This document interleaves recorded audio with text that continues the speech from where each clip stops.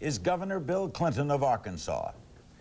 Whether he wanted the job or not, Arthur Ashe has always been a role model. In the 60s and 70s, he electrified the tennis world by winning the U.S. Open, then Wimbledon, the first black to do so. He shattered the color barrier and opened doors for new generations of black athletes. Throughout his tennis career and long after, he has spoken out for political causes, racial justice, from his own efforts in the sports world to attacking apartheid in South Africa.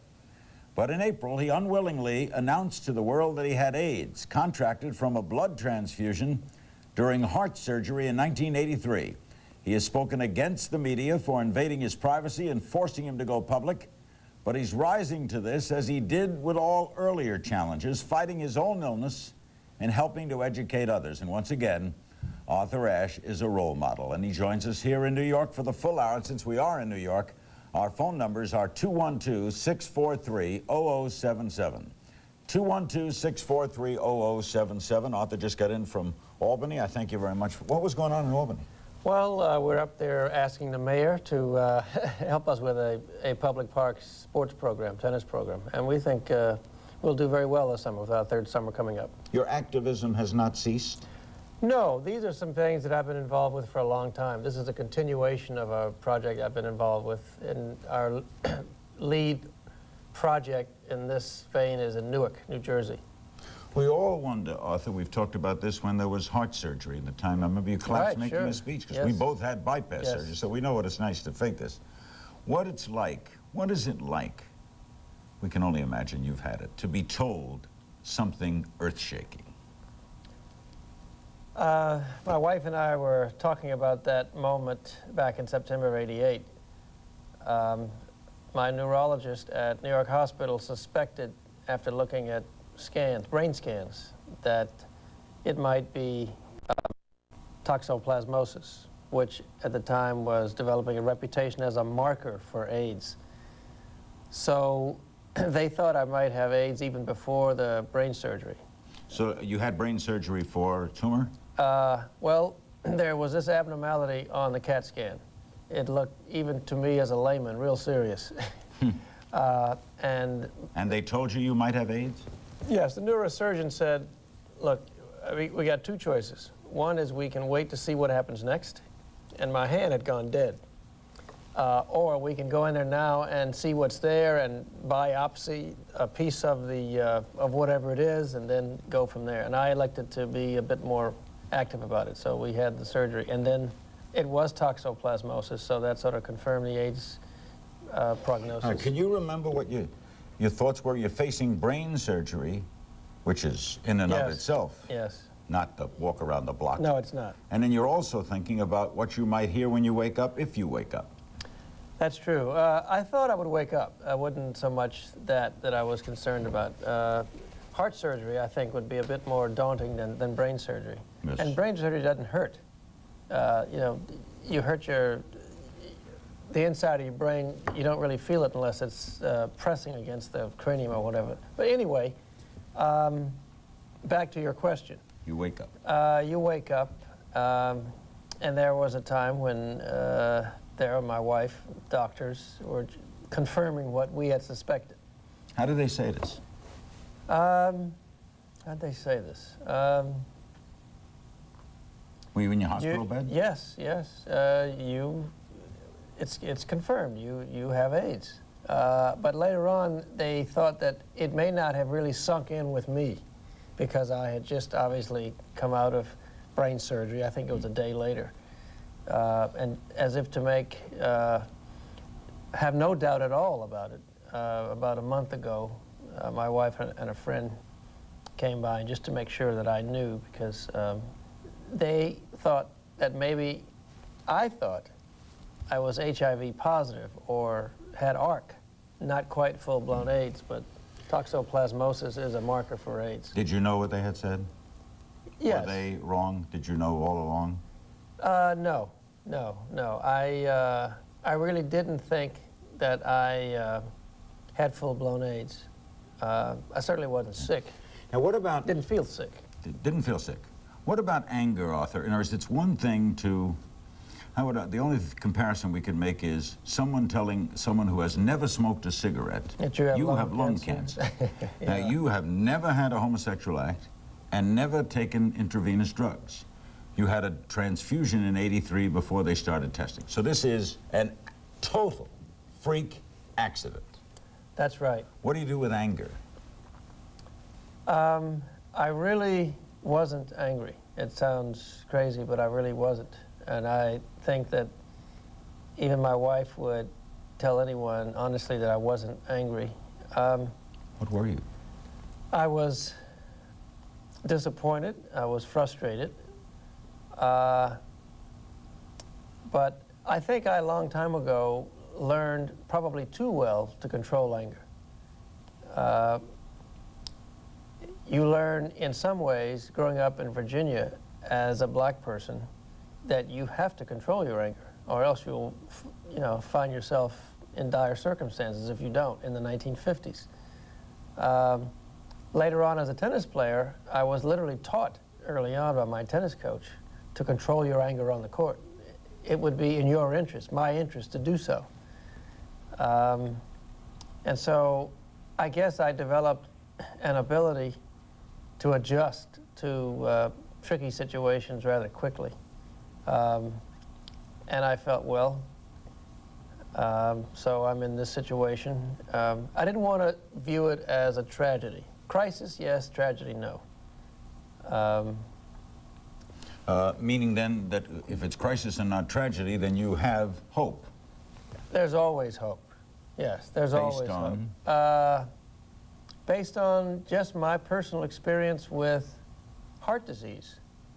I had a heart attack in '79, had 2 heart bypass surgeries, but the advancements and the improvements in the treatment of heart disease since 1979 have been astounding. And it always amazes me that the national death rate from heart disease has only come down about 0.5 percentage point. Yeah. With all those improvements. But still, as far as I'm concerned, there have been a lot of improvements. So you're in a crisis, and there could be improvement in AIDS, or a cure. Yes, yeah. There even have been some improvements since I found out I had AIDS in the fall of '88. They've come up with some medicines that are just as good, they say, as AZT, not nearly as toxic. Certainly in the area of research, they are able to eliminate some avenues of possible breakthroughs based on past experience. Certainly a lot of AIDS activists, especially the gay community, and especially here in New York and in San Francisco, have made it possible to speed up the FDA approval of some drugs. I'm not sure whether that's correct or not, because I would like to know that if there is some prescription drug out there which is supposed to do what it says it's going to do, that it has been proven in clinical trials to do what it says it's going to do. You don't want to be a guinea pig. You don't want to be a guinea pig unless you don't have any other choice. Yes. How are the drug? What are you taking? A lot of medication? I take a lot of medication for my AIDS condition and for my heart disease. I take a lot of and then you add both those sets of medicines to vitamins that I take. And none of these are counterindicatory? I don't think so. At least no one has told me no. Concerning anger, I remember our first time we were together was 1968 right. in Miami at Channel 4. You were in your lieutenant uniform. You played and represented the United States Army. Right. It was Lieutenant Ashe.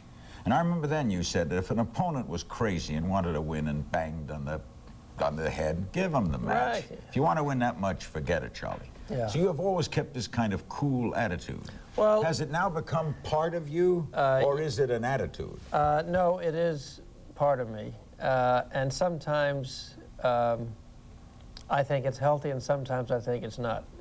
I don't know to what extent my ability to adjust or to control the anger may have contributed or not to my heart condition. Most people say that.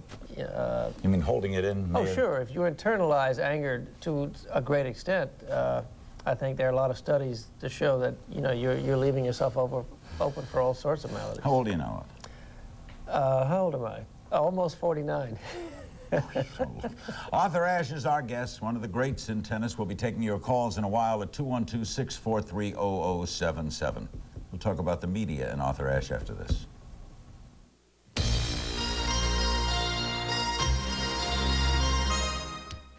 I'm sad, I'm disappointed, I was crying all morning thinking about it. Ash, I mentioned earlier that Arthur, when he first learned of this, had not had a homosexual relationship, had not taken intravenous drugs, and had also not had unprotected heterosexual relationships outside of marriage, right? So you knew it was the transfusion. Yes. Because you can get it heterosexually yes. as well. We're almost convinced that it was the, just after my 1983 bypass surgery.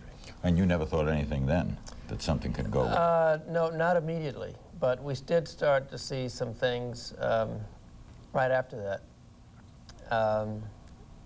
about tainted blood transfusions. But you didn't think too much of it.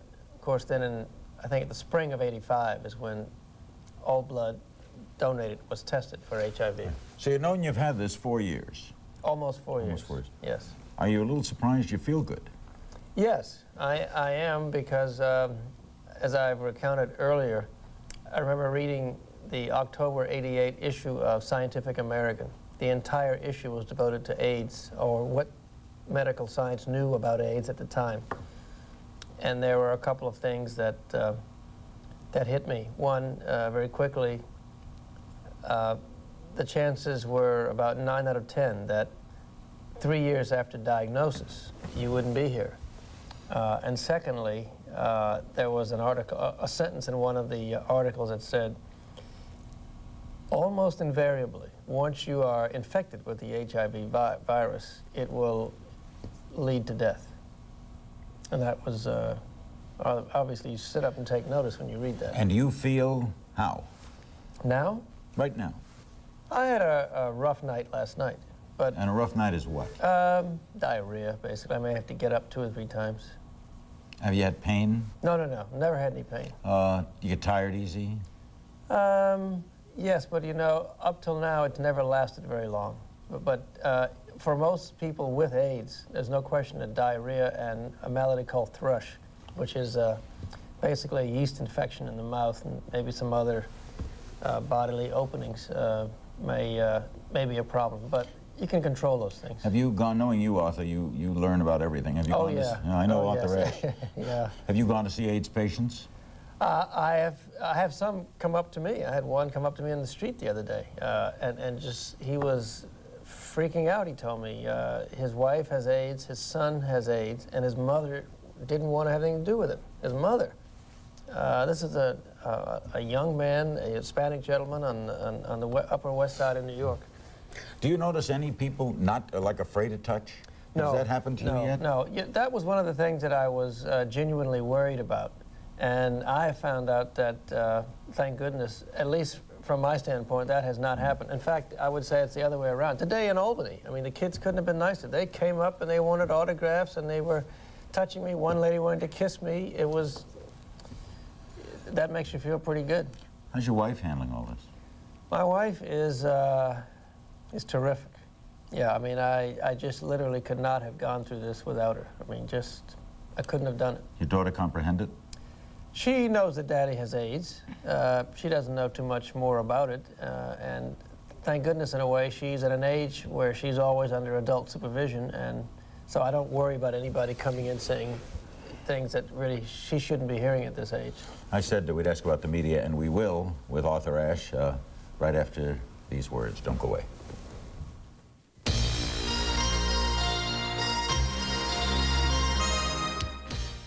I say he's a great role model, a great tennis player, and if I could, I would like to be like him.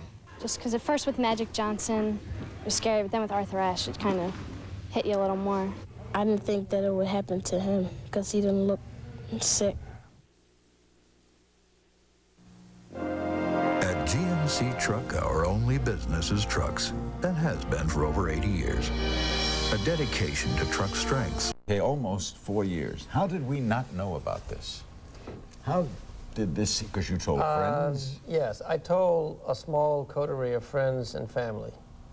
Some of them were journalists. I guess I had this human nature problem of trying to lay off some of this burden on some people that I figured could help me carry it. And nobody leaked it? Nobody leaked it.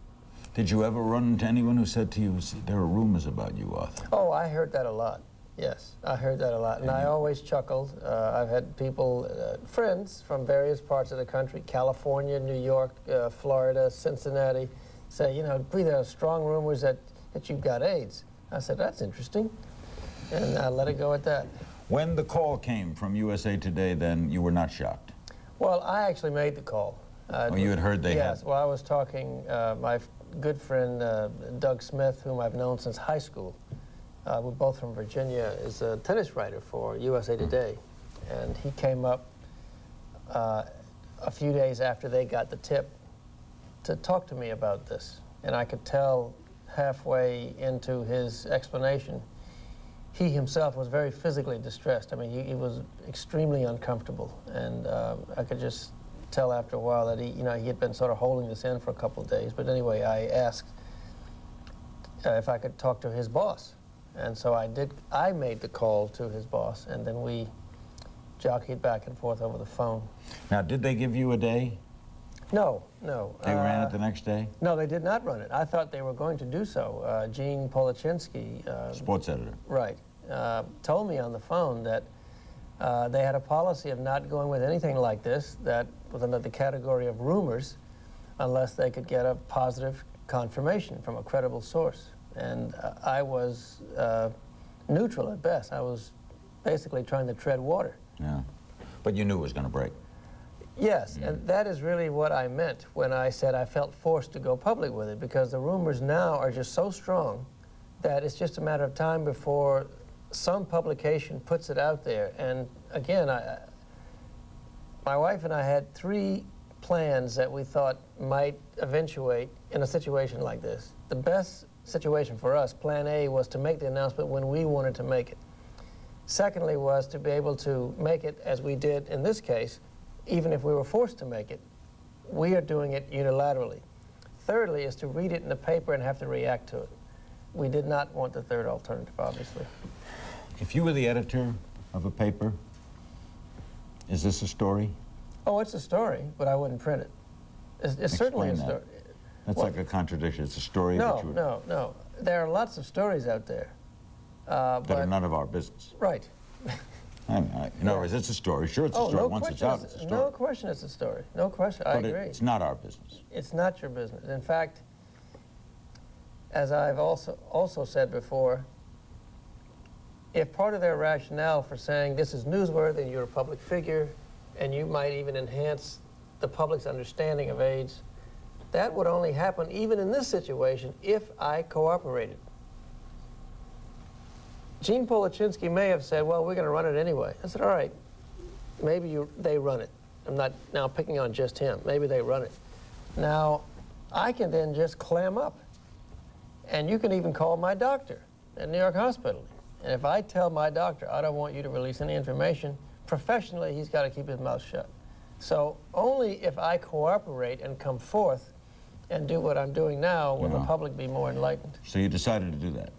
Yes, we were going to do it anyway, but obviously I just strenuously objected to being forced to do it, just to satisfy the public's need for titillation.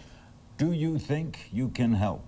Oh, yes, there's no question I can help. And I knew that all along, yes. By awareness and talking Certainly, the more we talk? yes.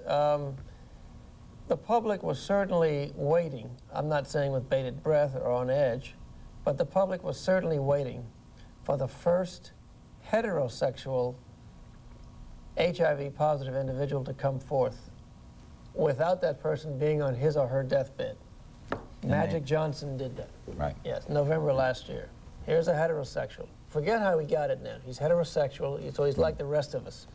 When he came forth, did you say, now maybe I will? No.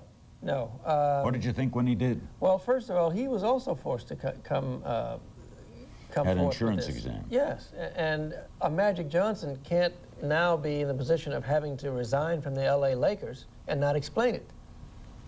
So, But so he did you think, well, now he's done it, maybe I will? No, I was, no. We still, I say we, I mean my wife and I still were going to decide with our doctors when we thought the best time to do that was. But certainly, my wife and I looked very, very closely at his press announcement out in Los Angeles, very closely. You were watching differently than the rest of us. I certainly was, yes. We'll be back with Arthur Ashe, and we'll start to include your phone calls. We're in New York, so the numbers are 212-643-0077. Tomorrow night, George Bush will have a press conference, the president, at 8 o'clock. You'll see it only on CNN. And then at 9 o'clock on Larry King Live, Governor Clinton will be our guest. And his communications director announced today that Governor Clinton is considering Larry King Live tomorrow night a press conference with the American people. We shall see. We'll be right back.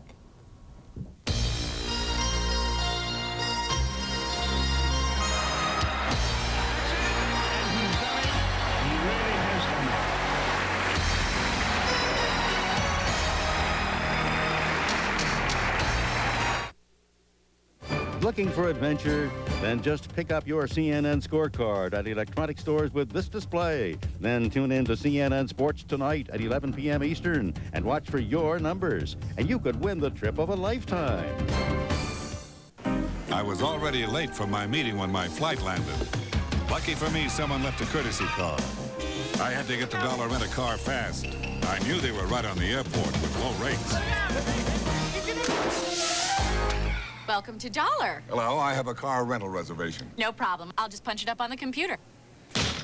Dollar Rent-A-Car is right on the airport, right on the money, with unlimited mileage and locations worldwide. Call your travel consultant or Dollar at 1-800-800-4000. Once in a great while comes along with such timeless beauty, such intrepid performance, you can't help but make predictions. What do you do when you think something is destined to be a collector's item? You put one away for safekeeping. The new MX-6 from the new Mazda. It just feels right. Then again, who can wait that long? The PB in PB Max doesn't mean Penguin Black Belt. Nope, the PB means peanut butter, covered in milk chocolate with a hearty crunch in every bite. PB Max, we mean peanut butter. TNT faces the terror of deep space. Maroon. Why'd you get us out of here? 2001. I'm afraid I can't do that. Two of our favorite movies Thursday on TNT.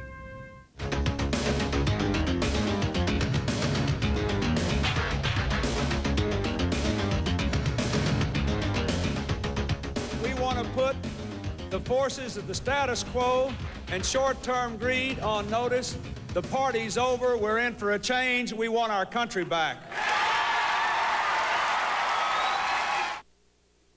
Larry King Live continues, followed by World News after this local commercial break. Next. Larry King Live in New York with Arthur Ashe. We're going to go to your calls. One other thing. You mentioned that, and I think you mentioned earlier here, being black was more difficult than having AIDS. I meant being black and having to maneuver through society as a black person. I don't mean actually being black. I mean... being black in society. Yes, yes, in our society. It's very draining. It's very energy sapping. It's enervating. It's like when you saw Los Angeles, you see yeah, you know, the anger. LA was, with some of the friends that I've been talking to, entirely predictable. I knew some people like Dr. Maulana Karenga predicted it would happen, and that's exactly what happened. He just, you know, the people have become so disaffected, so unconnected, feeling so alienated from the rest of society.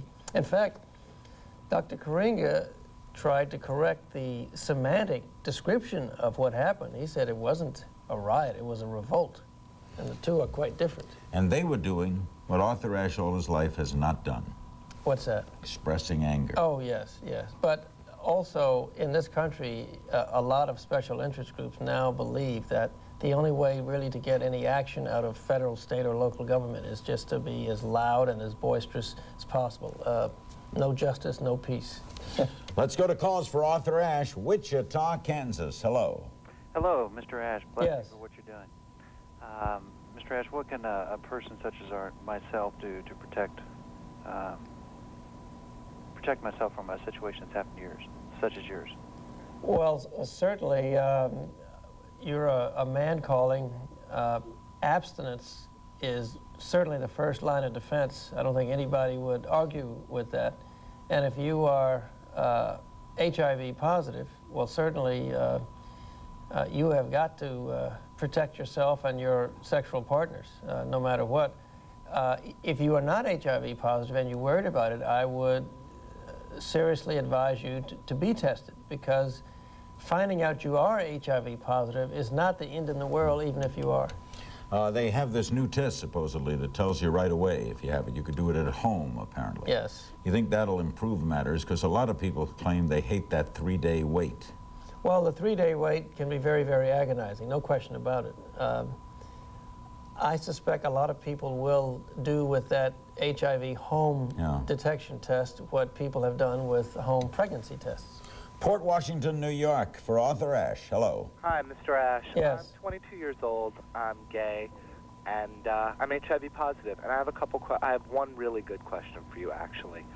The question is, do you feel like a victim, being that you got it from a blood transfusion rather than having contracted it as a sexually transmitted disease? I mean, society would view you more as a victim, whereas they would view me more as, like, quote, criminal for having gotten this through, if not criminal, illicit sexual act. Yes. You brought it on yourself, they would say. Right. Arthur, is there any difference between you and him? Yes, there's no question that there is. I started reading about the good ways and the bad ways of contracting the HIV virus. Good way was the way that Ryan White got it, a hemophiliac, or myself. Bad way, obviously, was if you're an IV drug user, you're homosexual, or even as Magic Johnson said it was promiscuity that did it. But to answer your question, yes, I do feel like a victim, but as you were asking me earlier about being black and living in America, what I don't want to do is to wallow in my victimization, or I don't want to use that as a crutch for inactivity. Yes, I'm a victim, but I'm going to move on, and I'm not going to dwell on it. New York City for Arthur Ashe. Hello. Hi, Larry. Hi, Arthur. Arthur, I'm an admirer of yours. I've had the good fortune of seeing you play a number of times. There's a new study out that says adults are not reaching teenagers. And I deal with teenagers all the time, and they don't really want to listen. How is it possible to reach them? What can we do to save their lives? Certainly, I think, with a daughter, I think about these things myself now. We need to find more creative ways of connecting and communicating parents and children. In the minority community, I know rap groups are very, very influential. They are now, as I have seen it, next to parents in influence over children. Disc jockeys are very influential. Athletes, especially if you're someone like Magic Johnson, is very influential. So if we can get the people that youngsters will really listen to, get them involved in a very organized way, and not just in any one particular avenue or route with explaining situations like this, I think we can do quite a bit. And there's also the moral qualms of doing some things. I mean, just this morning in the metropolitan section of the New York Times, I was reading that Washington was at odds with Mayor Dinkins in New York and Mayor Kelly in Washington over distributing needles. And I'm thinking, hey, wait a minute now.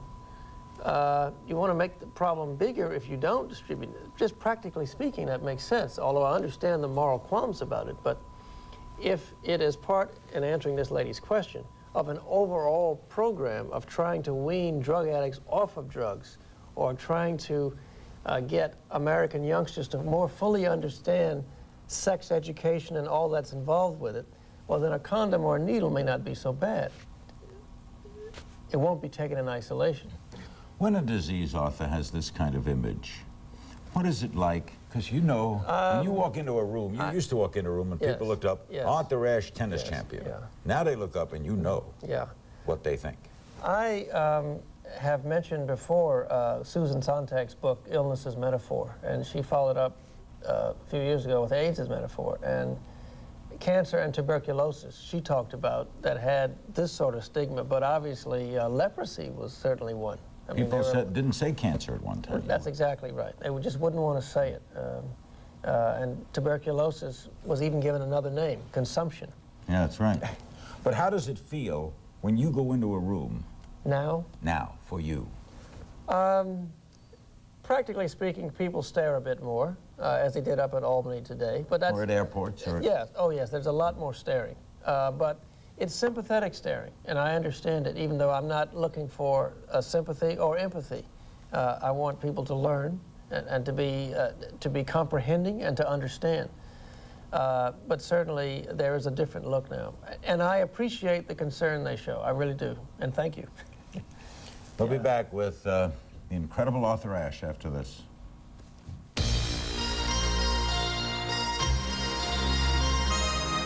I couldn't believe it. You know, I got sad right away. Suddenly I said, well, I guess it's not that serious. I just hope that Arthur, like, you know, all the great athletes that we have had in our great country, will he recover soon enough, because, you know, we need him. He's a great boy for tennis. He's done great for the game. In an average day, Michael Jordan runs the length of the court 165 times and enjoys one bowl of husky whole grain Wheaties with breakfast. So, can fueling up with satisfying energy food like whole grain Wheaties help keep you going?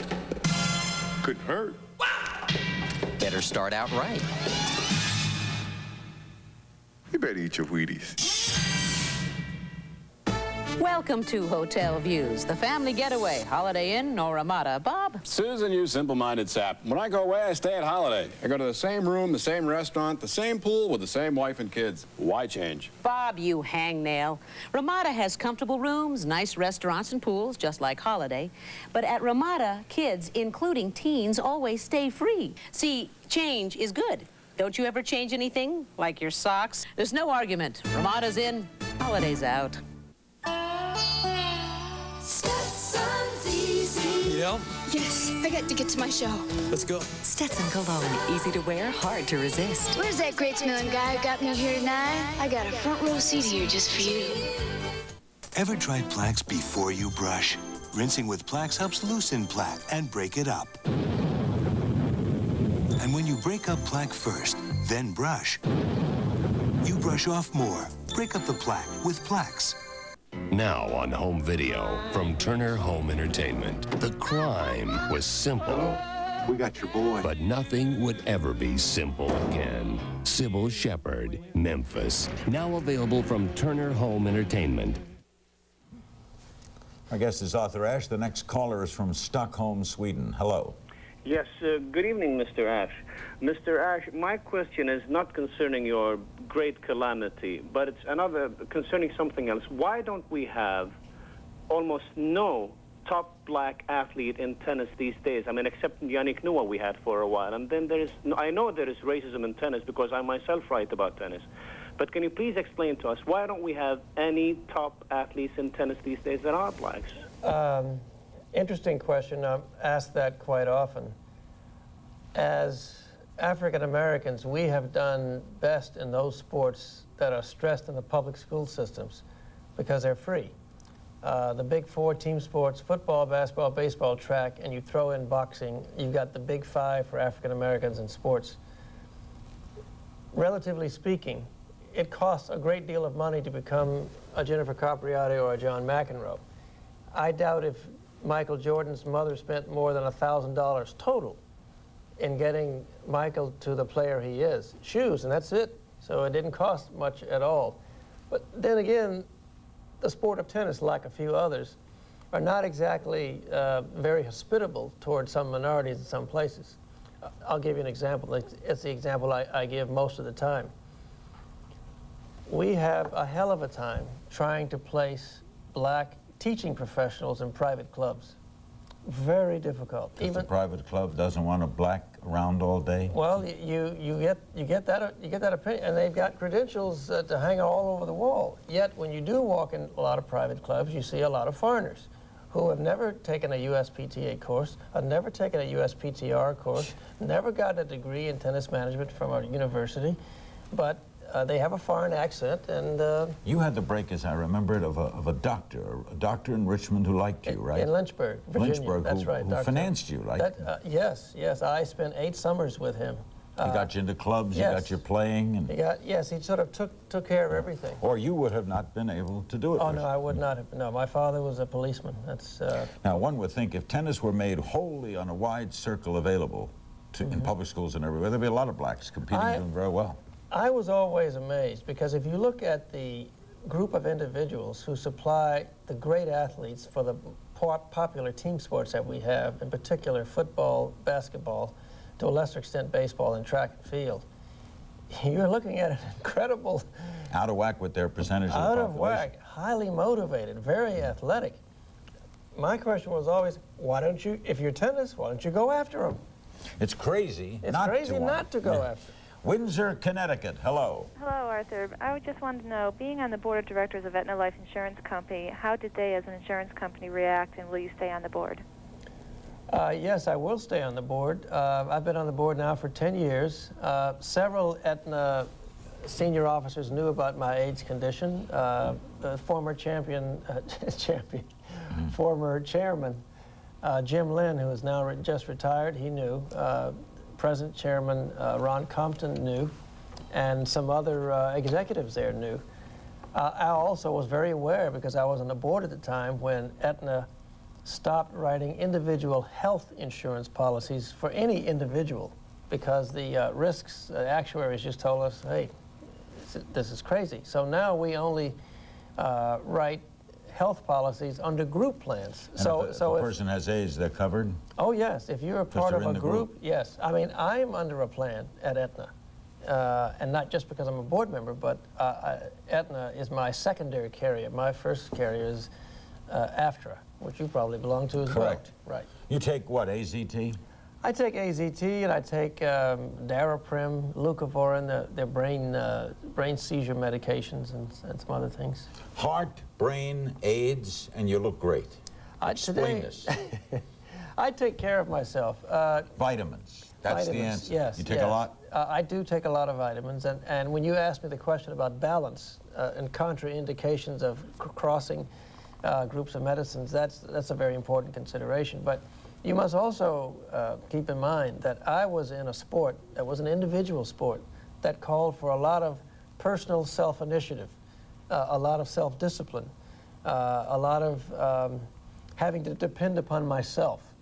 And so I was able to translate that to dealing with my heart problem. And then when this came along, for me to develop or to summon the personal self-discipline to do what the doctor says and go even a little further is much easier for me, because I've been doing it all my life, first as an athlete and then as a heart patient. And do you think the vitamins are a big aid? I do. I think You take multiples?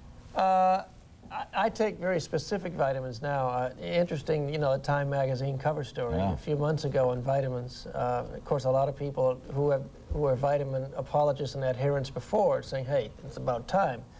But there's no question that the evidence now shows that even mega doses of some vitamins may be very good for you. In particular, obviously, vitamin C. We'll be back with Arthur Ashe and more calls on Larry King Live tomorrow night. Governor Clinton for a full hour with your phone calls as well. Don't go away.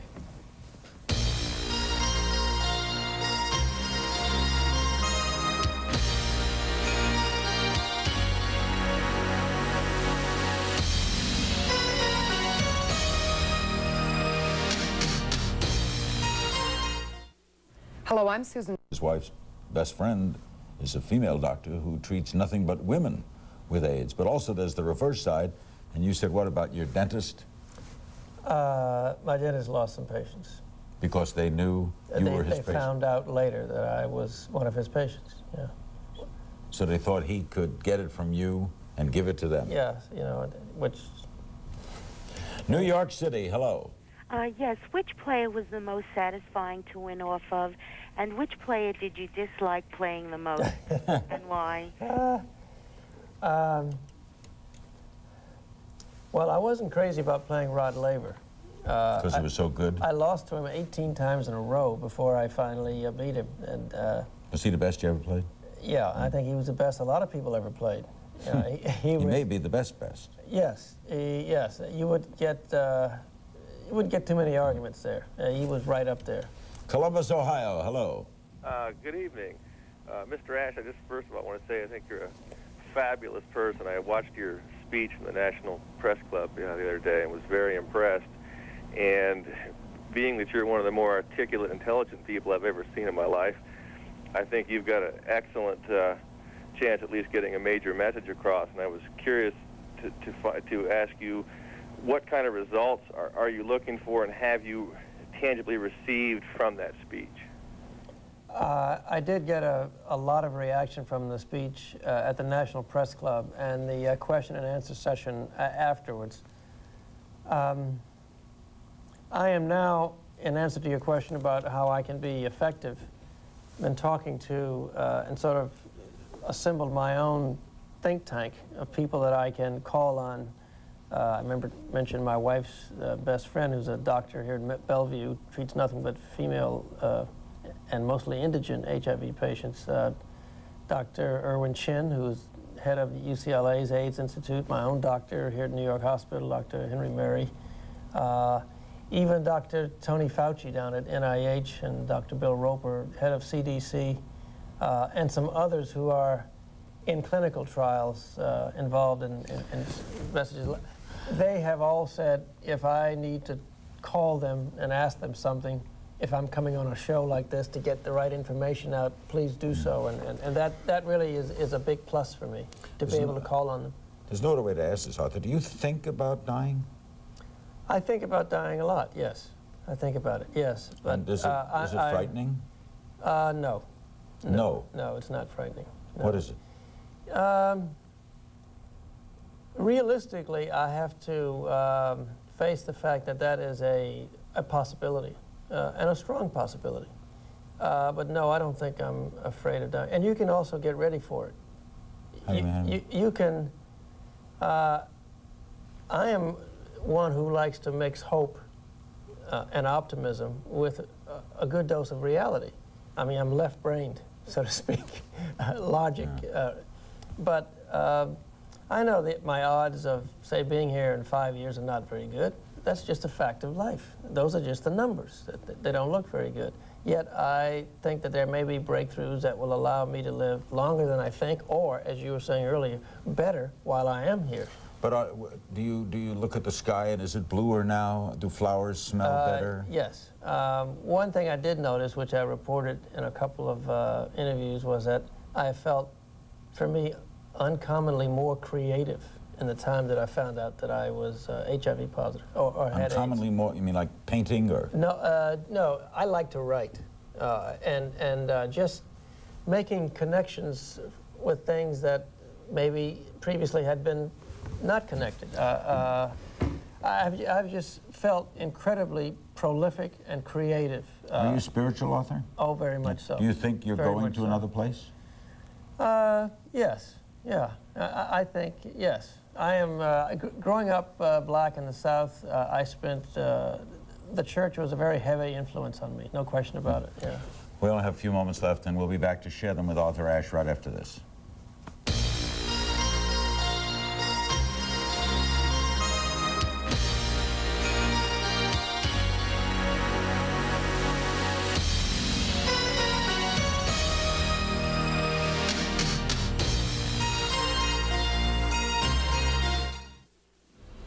Hello, everyone. I'm Kara McGinnis at the CNN Center in Atlanta. Larry King Live will continue with his guest, Arthur Ashe, coming up in just a few minutes.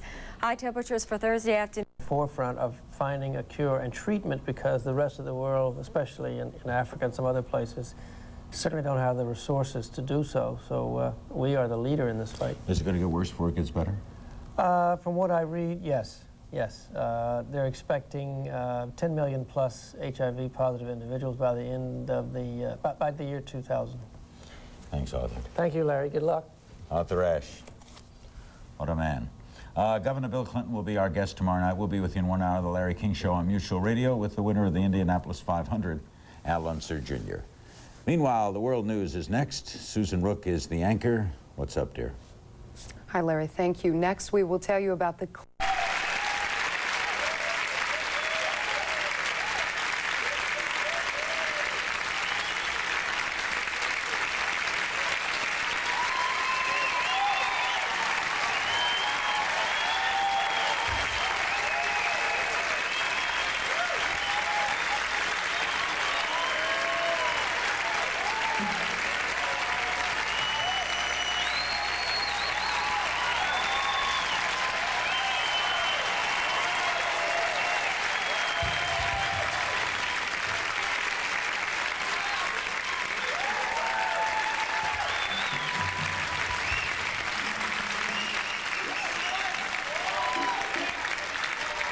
Thanks. Thanks. Thank you.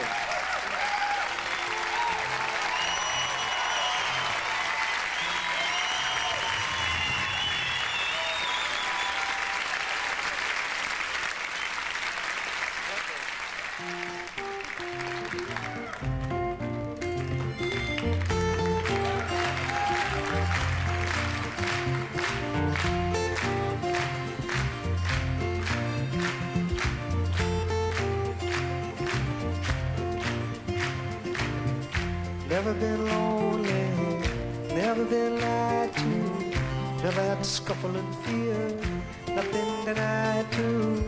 Born at the instant the church bells chime, the whole world whispering, born at the right time.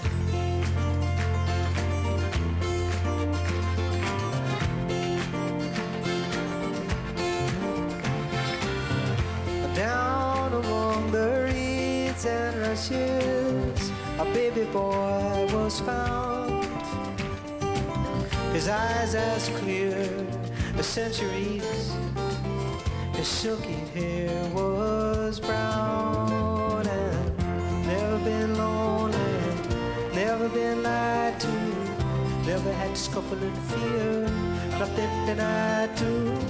Born at the instant the church bells chime, the whole world whispers, born at the right time. Oh, oh, oh,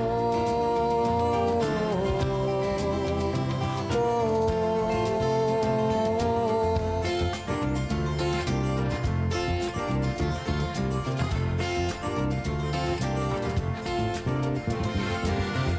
Me and my buddies, we are jolly people. We like to go down a restaurant road, spend those euro dollars all the way from Washington to Tokyo. But I see them in the airport lounges upon their mother's breast. They follow me with open eyes, they're uninvited guests. I've never been lonely, never been lied to, never had to scuffle and fear, nothing denied to. Born at the instant the church bells chime, the whole world whispering, born at the right time. You're born at the right time, you're born at the right time, you're born at the right time. Whoa.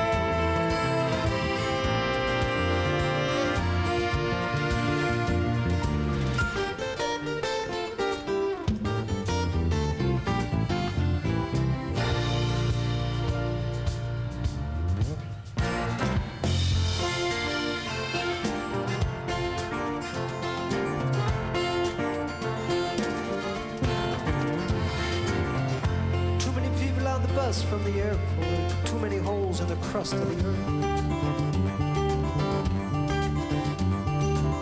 The planet grows every time it registers another birth. But down among the reeds and rushes, a baby girl was found. Her eyes as clear as centuries, her silky hair was brown.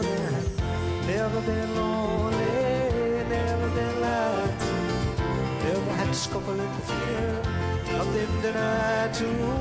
Born at the instant the church bells chime, the whole world whispering, born at the right time. You born at the right time, born at the right time, born at the right time.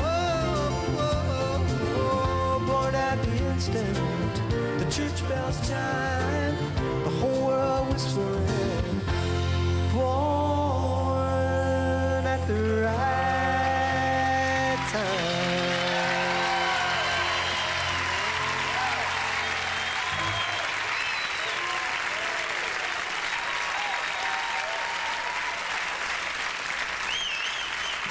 Welcome to MTV Unplugged.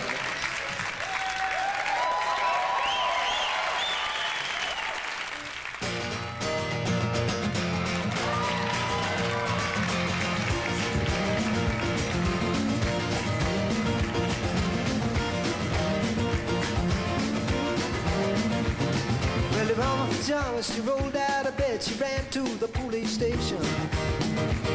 When her papa found out, he began to shout, he started the investigation. It's against the law. It was against the law. What the mama saw, it was against the law. Oh, the mama looks down, she spits on the ground every time my name gets mentioned. Papa said, oh, if I get that boy, I'm gonna stick him in the house of detention. Well, I'm on my way now. I don't know where I'm going. I'm on my way now. I'm taking my time, but I don't know where. Goodbye to Rosie, the queen of Corona. I'll see me and Julio down by the schoolyard. I'll see me and Julio down by the schoolyard. I'll see me and Julio down by the schoolyard.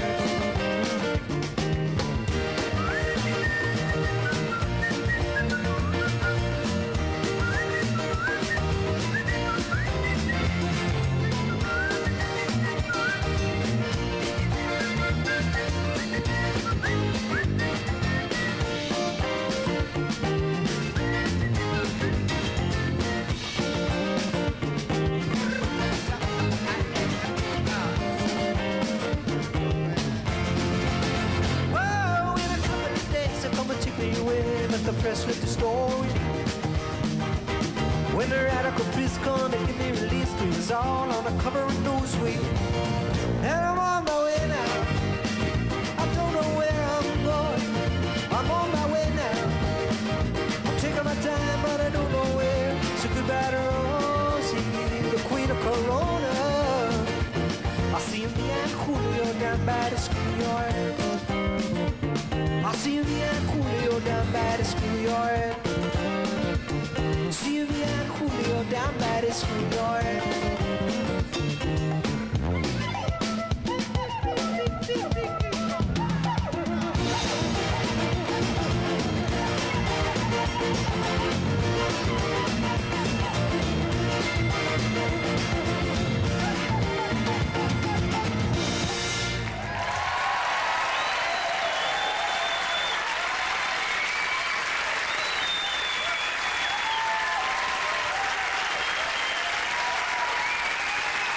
Ciro Batista on percussion.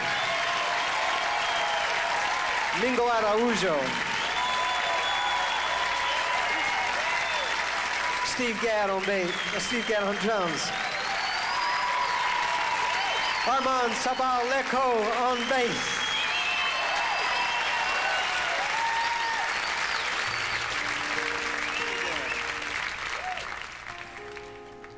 This guy has been with us through the whole tour. When we played in Louisiana, somebody gave me this. In Lafayette, Louisiana, is a juju doll. And we've been, every time its hand falls off, it gets glued back on. And it's been 156 shows. It's staying with us. Be retired after tonight. Jean-Pierre. Might choose you then. 1, 2, 3, 4.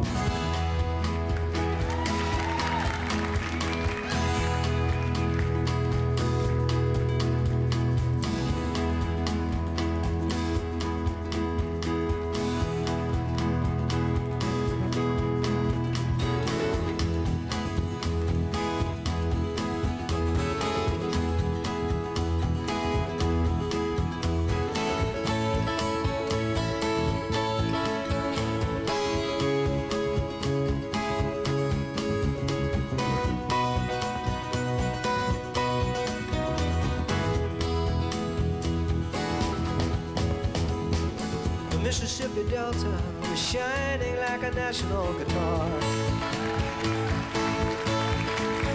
I'm following the river down the highway through the cradle of the Civil War. And I'm going to Graceland, from Memphis, Tennessee, and I'm going to Graceland. Poor boys, pilgrims with families, and we are going to Graceland.